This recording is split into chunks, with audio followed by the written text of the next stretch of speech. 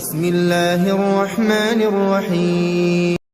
சுமந்தால் அல்லாஹ் சொல்கிறான், யஜ்அல் லஹு மக்ரஜா, அல்லாஹ் அதிலிருந்து வெளியேறக்கூடிய வழிகளை அல்லாஹ் ஏற்படுத்துவான், அல்லாஹ் பாதுகாப்பான்.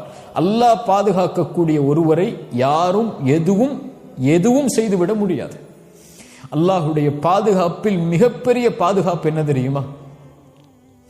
பாவத்தில் இருந்து, பாவம் செய்வதற்கு சக்தி இருந்தும் எல்லா சூழல் இருந்தும் ஒரு அடியான் பாவம் செய்யாமல் விலகுகிறான் என்றால் அதுதான் தக்வா.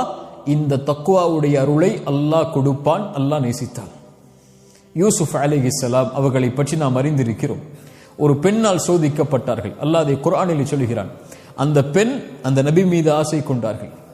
இந்த நபியும் நபி யூசுஃபும் அல்லாஹுடைய அத்தாட்சியை பார்க்கவில்லை என்றால் அவரும் அந்த பெண்ணை விரும்பி இருப்பார்கள்.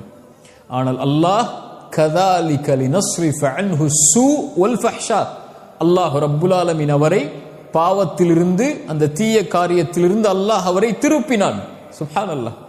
அல்லாஹ் பாவத்திலிருந்து ஒரு அடியானை பாதுகாத்தல் அல்லாஹ் அவரை நேசிப்பதால்.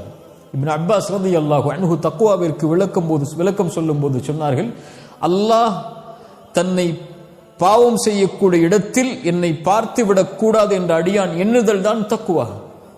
அல்லாஹ் அவரை பாதுகாப்பான் எல்லா சூழலில், வாஹிரன் வ பாத்தினன், வெளிப்படையாக மறைமுகமாக எல்லா நிலையிலும் தக்குவாவுடையவர்களை அல்லாஹ் எல்லா சூழ்நிலையிலும் பாதுகாப்பான். இந்த உலக வாழ்வு முழுக்க அல்லாஹ் அவர்களை பாதுகாப்பான். ஒருபோதும் அல்லாஹ் அவர்களை கைவிடுவதில்லை. அல்லாஹ் நேசிப்பவர்களை அல்லாஹ் ஒருபோதும் கைவிடுவதில்லை.